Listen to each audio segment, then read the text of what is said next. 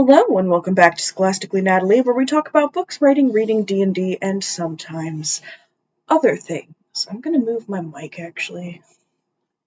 There we go. That's where I like it. Today I figured we could continue a little bit more with Twilight. I realized that it's been a little hot second since I posted chapter 2, and hopefully chapter 3 will be short enough that I don't die coughing, but long enough that it gives you full content. So, welcome back to Twilight, the Roasting, as we take a look at the book by Stephanie Meyer. We are on Chapter 3, Phenomenon. So, let us begin. When I opened my eyes in the morning, something was different. It was the light.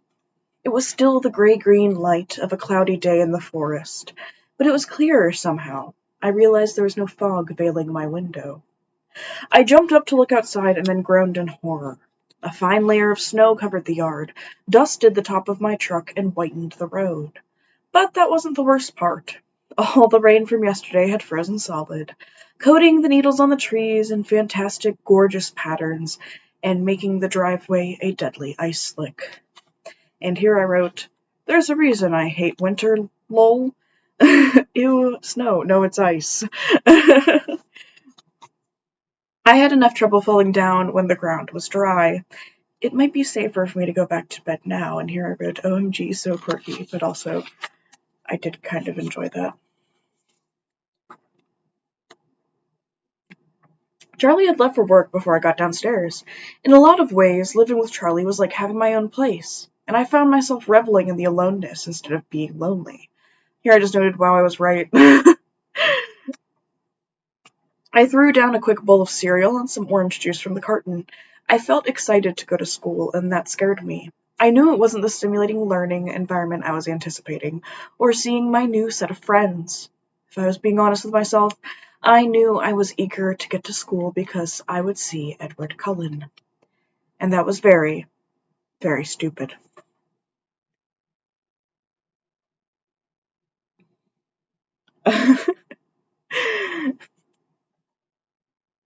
I should be avoiding him entirely after my brainless and embarrassing babble yesterday. And here I put yes, but also your feelings matter. And I did just kind of like this sentence.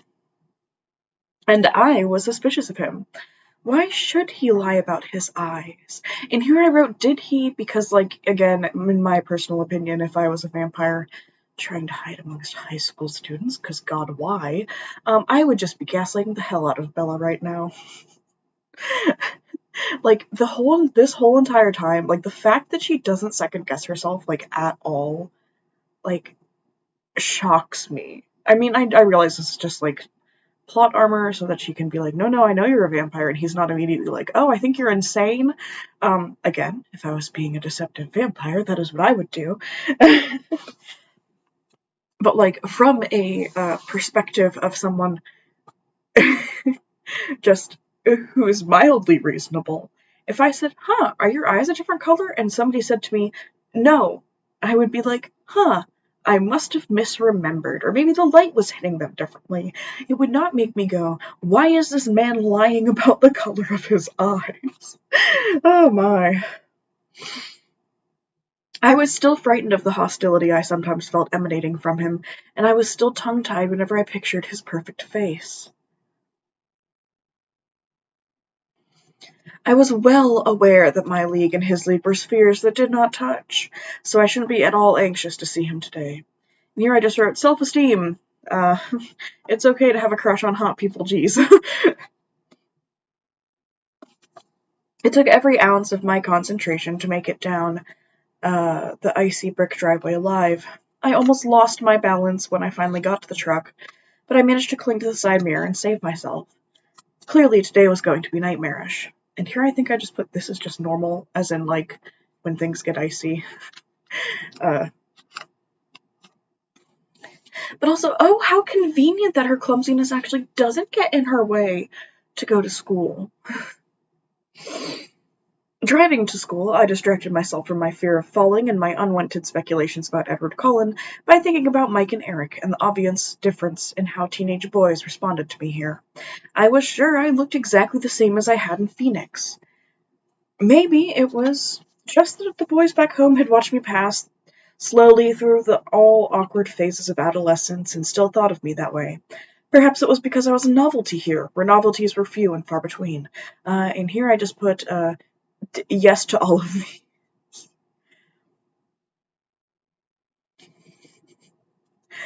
Possibly my crippling clumsiness was seen as endearing rather than pathetic, casting me as a damsel in distress. And here I put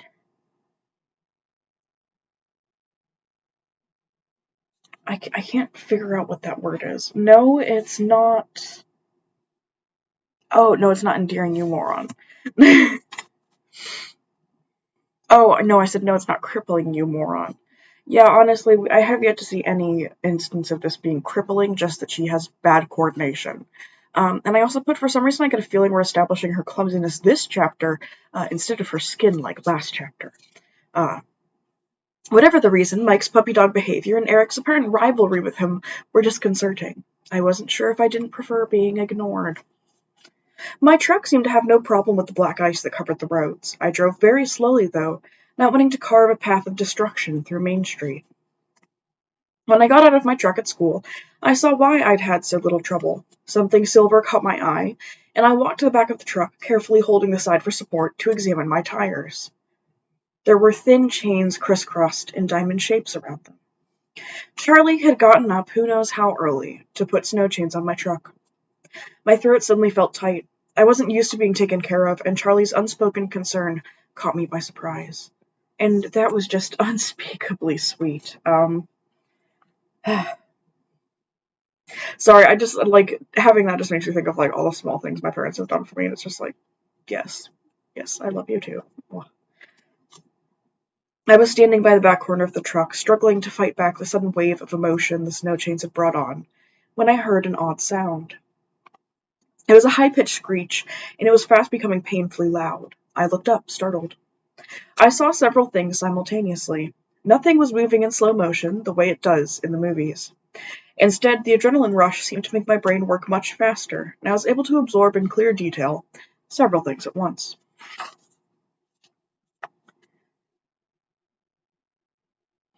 And here I put, this is not good suspense, sentences are too large, and no action surge. Edward Cullen was standing 4 cars down from me, staring at me in horror. His face stood out from a sea of faces, all frozen in the same mask of shock. But of more immediate importance was the dark blue van that was skidding, tires locked and squealing against the brakes, spinning wildly across the ice of the parking lot. It was going to hit the back corner of my truck, and I was standing between them. I didn't even have time to close my eyes. Just before I heard the shattering crunch of the van floating around the truck bed, something hit me, hard, but not from the direction I was expecting. My head cracked against the icy blacktop, and I felt something solid and cold pinning me to the ground. I was lying on the pavement behind the tan car I'd parked next to, but I didn't have a chance to notice anything else, because the van was still coming. It had curled gratingly around the end of the truck, and still spinning and sliding was about to collide with me again. A low oath made me aware that someone was with me, and the voice was impossible not to recognize. 2 long white hands shot out protectively in front of me, and the van shuddered to a stop a foot from my face, the large hands fitting providentially into a deep dent in the side of the van's body. Then his hands moved so fast they blurred. One was suddenly gripping under the body of the van, and something was dragging me, slipping my legs around like a rag doll's, till they hit the tire of the tan car. A groaning metallic thud hurt my ears, and the van settled, glass popping onto the asphalt, exactly where, a second ago, my legs had been. It was absolutely silent for one long second before the screaming began. In the abrupt bedlam, I could hear more than one person shouting my name. But more clearly than all the yelling, I could hear Edward Cullen's low, frantic voice in my ear. "Bella, are you all right?" "I'm fine." My voice sounded strange. I tried to sit up and realized he was holding me against the side of his body in an iron grip. "Be careful," he warned as I struggled. "I think you hit your head pretty hard." I became aware of a throbbing ache centered above my left ear. Ow, I said, surprised. That's what I thought. His voice, amazingly, sounded like he was suppressing laughter. How in the... I trailed off, trying to clear my head, get my bearings. How did you get over here so fast? I was standing right next to you, Bella, he said, his tone serious again. Again, priorities.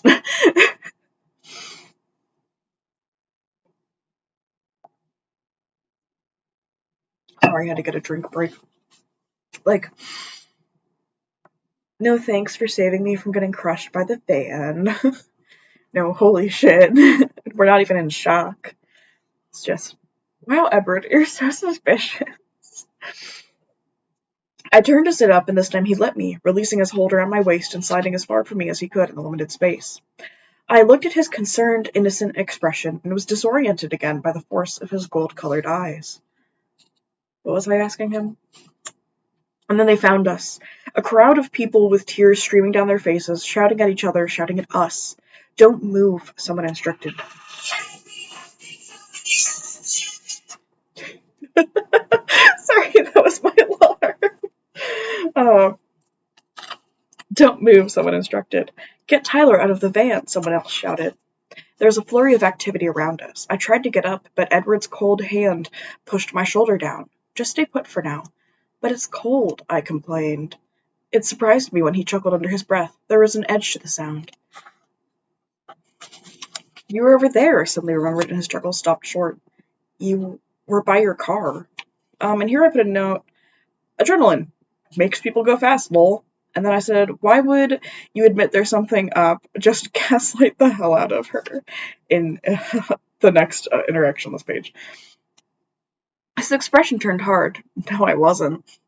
I saw you. All around us was chaos. I could hear the gruffer voices of adults arriving on the scene, but I obstinately held on to our argument. I was right, and he was going to admit it. Bella, I was standing with you, and I pulled you out of the way. He unleashed the full devastating power of his eyes on me, as if trying to communicate something crucial. No, I set my jaw. The gold in his eyes blazed. Please, Bella. Why? I demanded. Trust me, he pleaded, his soft voice overwhelming. I could hear the sirens now. Will you promise to explain everything to me later? Fine, he snapped, abruptly exasperated. Fine, I repeated angrily. Again, don't admit something's up, just gaslight the hell out of her. Nobody's gonna believe her. It took 6 EMTs and 2 teachers, Mr. Varner and Coach Clapp, to shift the van far enough away from us to bring the stretchers in. Edward vehemently refused his, and I tried to do the same, but the traitor told them I'd hit my head and probably had a concussion. I almost died at the humiliation when they put on the neck brace. It looked like the entire school was there, watching soberly as they loaded me into the back of the ambulance. Edward got to ride in the front. It was maddening.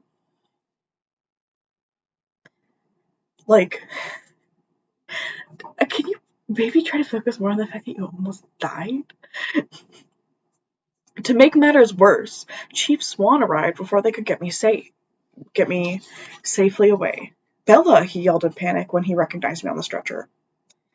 I'm completely fine, charred Dad. I sighed. There's nothing wrong with me. And here I put seriously, no shock or adrenaline, despite her saying she got adrenaline, just I'm fine. He turned to the closest EMT for a second opinion. I tuned him out to consider the jumble of inexplicable images churning chaotically in my head. When they'd lifted me away from the car, I had seen the deep dent in the tan car's bumper, a very distinct dent that fit the contours of Edward's shoulders, as if he had braced himself against the car with enough force to damage the metal frame. And then there was his family, looking on from the distance with expressions that ranged from disapproval to fury, but held no hint of concern for their brother's safety. I tried to think of a logical solution that could explain what I had seen, a solution that excluded the assumption that I was insane. Naturally, the ambulance got a police escort to the county hospital. I felt ridiculous the whole time they were unloading me. What made it worse was that Edward simply glided through the hospital doors under his own power. I ground my teeth together. Here I put our long-suffering queen, letting them fuss over her because nothing happened at all. Maybe it's just me because, my mom does worry a lot, but, I tend to just let her, worry if she wants to, because, One, if something bad has happened, you standing there saying I'm fine while there's a crushed car next to you that almost killed you is not going to do anything for the people who love you. They put me in the emergency room, a long room with a line of beds separated by pastel-patterned curtains. A nurse put a pressure cuff on my arm and a thermometer under my tongue. Since no one bothered pulling the curtain around to give me some privacy, I decided I wasn't obligated to wear the stupid-looking neck brace anymore. When the nurse walked away, I quickly unfastened the Velcro and threw it under the bed. There was another flurry of hospital personnel, another stretcher brought to the bed next to me. I recognized Tyler Crowley from my government class beneath the blood-stained bandages wrapped tightly around his head. Tyler looked 100 times worse than I felt, but he was staring anxiously at me. Bella, I'm so sorry. It's fine, Tyler. You look awful. Are you all right? As we spoke, nurses began unwinding his soiled bandages, exposing a myriad of shallow slices all over his forehead and left cheek. He ignored me. I thought I was going to kill you. I was going too fast, and I hit the wrong ice. And I hit the ice wrong. He winced as one nurse started dabbing at his face. Don't worry about it. You missed me. How did you get out of the way? So fast. You were there, and then you were gone. Edward pulled me out of the way. He looked confused. Who? Edward Cullen. He was standing next to me. I'd always been a terrible liar. I didn't sound convincing at all. Cullen? I didn't see him. Wow, it was all so fast, I guess. Is he okay? And that is your normal human reaction to people tell you they're next to you at the time of an accident. Sorry, the implication of this chapter is just that Bella's just so much more intelligent than the rest of the plebs at her school, when in reality it's just she's real strange. I think so. He's here somewhere, but they didn't make him use a stretcher. I knew I wasn't crazy. What had happened? There was no way to explain what I'd seen. They wheeled me away then to x-ray my head. I told them there was nothing wrong, and I was right. Not even a concussion. Which, at least give her a concussion for this. But then again, that would probably be used against her, as Edward completely fails to gaslight her. I asked if I could leave, but the nurse said I had to talk to a doctor first. So I was trapped in the ER, waiting, harassed by Tyler's constant apologies and promises to make it up to me. No matter how many times I tried to convince him I was fine, he continued to torment himself. Finally, I closed my eyes and ignored him. He kept up a remorseful mumbling. And here I wrote, it's normal to feel guilt for almost killing someone. Is she sleeping? A musical voice asked. My eyes flew open. Edward was standing at the foot of my bed, smirking. I glared at him. It wasn't easy. It would have been more natural to ogle. Hey, Edward, I'm really sorry, Tyler began. Edward lifted a hand to stop him. No blood, no foul, he said, flashing his brilliant teeth. He moved to sit on the edge of Tyler's bed, facing me. He smirked again. So, what's the verdict? He asked me. There's nothing wrong with me at all, but they won't let me go, I complained. How come you weren't strapped to a gurney like the rest of us? It's all about who you know, he answered. But don't worry, I came to spring you.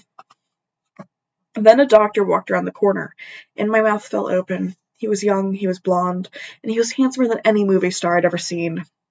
He was pale, though, and tired-looking, with circles under his eyes. From Charlie's description, this had to be Edward's father. So, Miss Swan, Dr. Cullen said in a remarkably appealing voice. How are you feeling?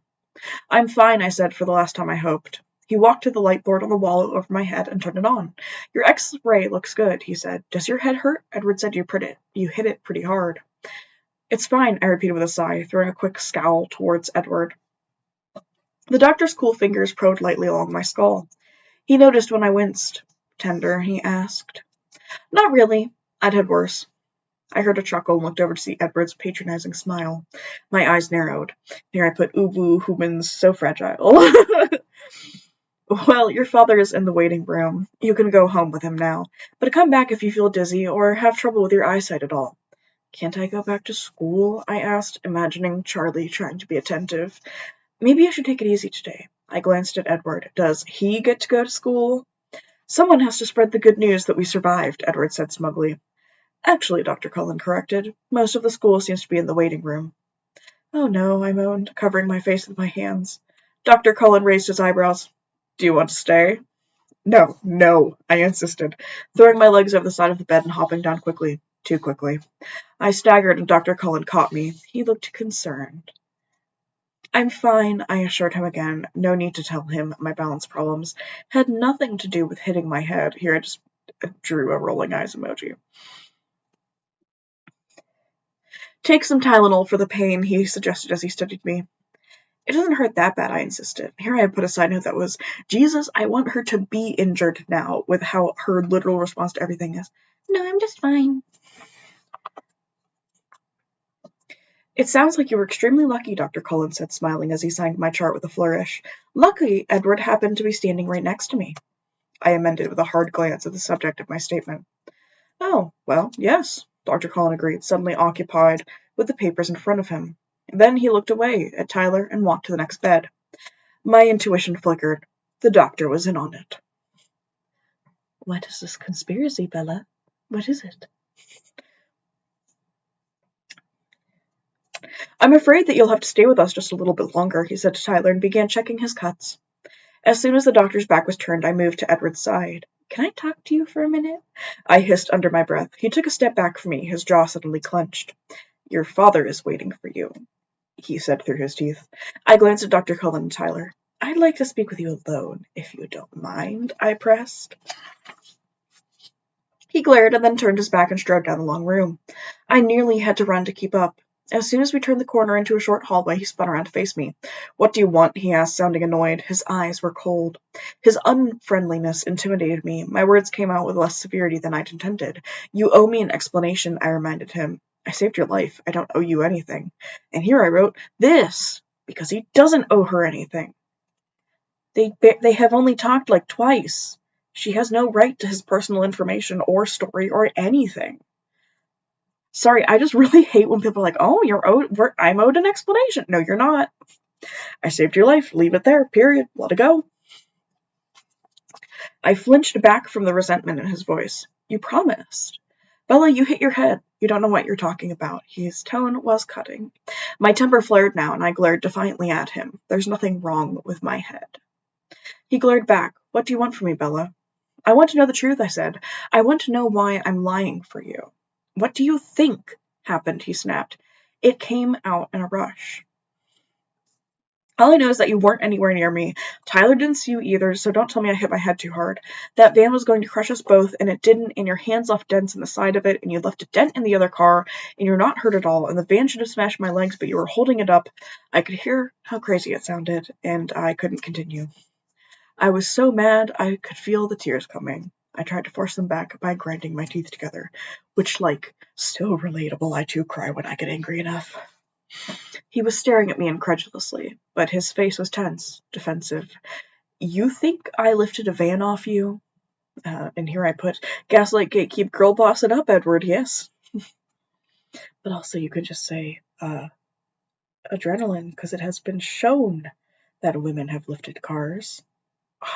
Pumped up on adrenaline. His tone questioned my sanity, but that only made me more suspicious. It was like a perfectly delivered line by a skilled actor. I merely nodded once, jaw tight. Nobody will believe that, you know. His voice held an edge of derision now. I'm not going to tell anybody.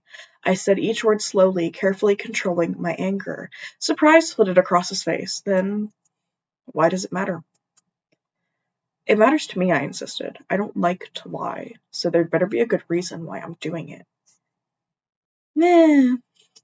I mean, they wouldn't believe you anyways. It's not like they'd be like, oh darn, Edward, what suspicious things are you doing to be able to save my daughter from being crushed by a van?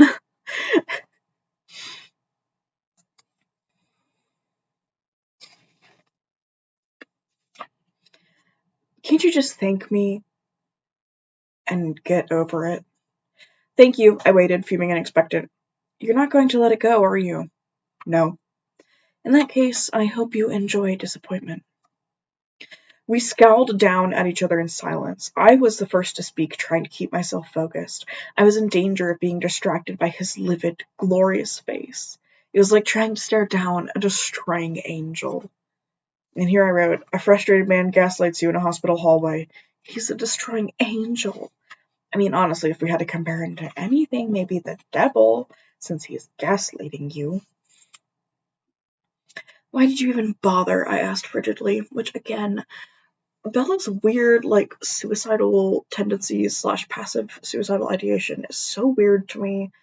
I don't know. The way she weaponizes the concept of her death is, so strange. He paused, and for a brief moment his stunning face was unexpectedly vulnerable. I don't know, he whispered. And here I just wrote, lol. Rich is never gonna this woman's so annoying. I regret saving you now. And then he turned his back on me and walked away. I was so angry it took me a few minutes until I could move. When I could walk, I made my way slowly to the exit at the end of the hallway. The waiting room was more unpleasant than I'd feared. It seemed like every face I knew in Forks was there, staring at me. Charlie rushed to my side. I put up my hands. There's nothing wrong with me, I assured him sullenly.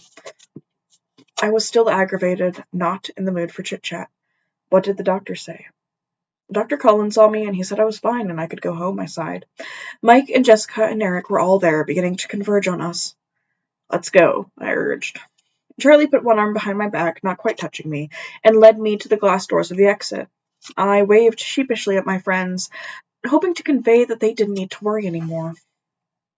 It was a huge relief, the first time I'd ever felt that way, to get into the cruiser.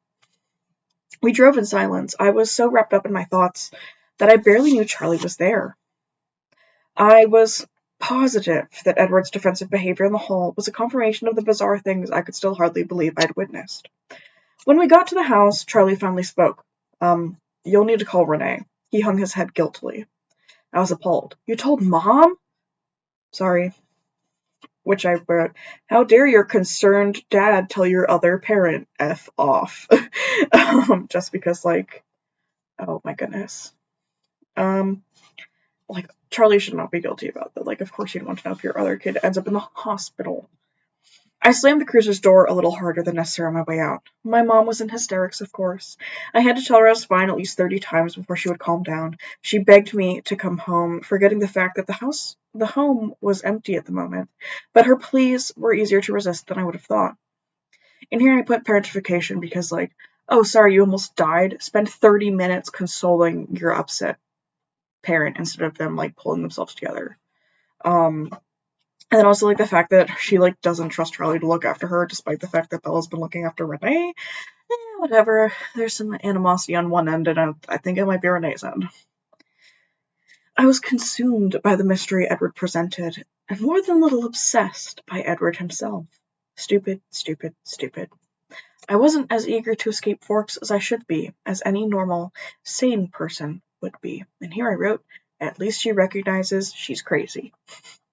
I decided I might as well go to bed early that night. Charlie continued to watch me anxiously, and it was getting on my nerves. I stopped on my way to grab 3 Tylenol from the bathroom. They did help, and as the pain eased, I drifted off to sleep. That was the first night I dreamed of Edward Cullen. And here I just wrote a note, which is just wild how Bella just, doesn't care about her parents' feelings at all. Ever. Her existence is basically just F you, F how you feel, I don't care, I don't care, I don't care. Maybe it's just me, but if I have a huge accident and I could have ended up being severely injured in it, and my dad's all upset for me and my mom's all upset for me, I'm not gonna be oh my god, how could you fuss over me?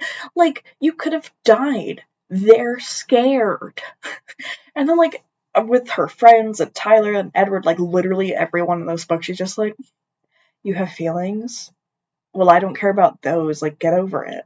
And it's so annoying. But especially with Edward, I don't know if it's just me and perhaps I'm strange for feeling this way, but somebody saves my life, possibly in a strange way, and they clearly don't want to talk about it, don't want to mention it. I'm not going to push them about it because they saved me and I would be dead otherwise. Maybe it's just me. Maybe I just take kind of life debt things a little bit too seriously. But I generally don't annoy them to hell and back afterwards. I'm sorry, that's just so bizarre to me. And I know that this is clearly one, plot device, and two, it's a large part of Bella's personality. Apparently, she just, like, is incapable of letting things go, which, like, to be honest, not a great personality trait to have sometimes. And it depends, but I mean, like, they've really made her incapable of letting go, only letting go of everything except, like, a couple things, and, like, that's just not a good personality trait. So honestly, I will be interested to see if this obsession with stuff, like, kind of mellows out by the end of the book, like, if that's part of, like, her character journey. I highly suspect it's only going to be rewarded, because she does indeed get told what Edward and his family are, and that's, like, the whole basis of this book. So I don't exactly have high hopes for it, but that would at least be, in my opinion, a good character growth turning moment thing. And with that, that was chapter 4 of Twilight. Not chapter 4, it's chapter 3. Oh my goodness. Next chapter is chapter 4. That was chapter 3 of Twilight. I hope you enjoyed my perhaps mild roasting of it. It was a little bit shorter than the other chapters so far, although I think chapter 4 is an absolute monster, if I'm remembering correctly. Well, thank you for listening. Let me know if you enjoyed this, either by hitting the thumbs up button or leaving a comment. Let me know what other things you are interested in me doing. Don't worry, I will be finishing the Innsmouth H.P. Lovecraft reading. That one might take a little bit longer because it is indeed long. I hope you'll be able to get more than just one part out of the way in the next video for that.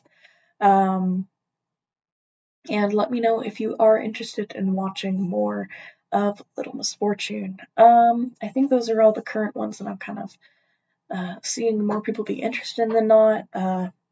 I'll try to scrape out some Candide and some Into the Land of the Unicorns, because I know that there's a couple people specifically who are here for Into the Land of the Unicorns. I have such ambitious plans, and yet you all know I'm terrible at seeing them through. Thank you all for your patience with me for this past, like, not years, 6 months, maybe? Longer than that. Since I moved, I realized that I've got a lot more chaotic, mostly because I am a slow human at the best of times when I want to do things. So being tired does not help with that. But anyways, thank you so much. I hope you enjoyed. And with that, Scholastically Natalie is out.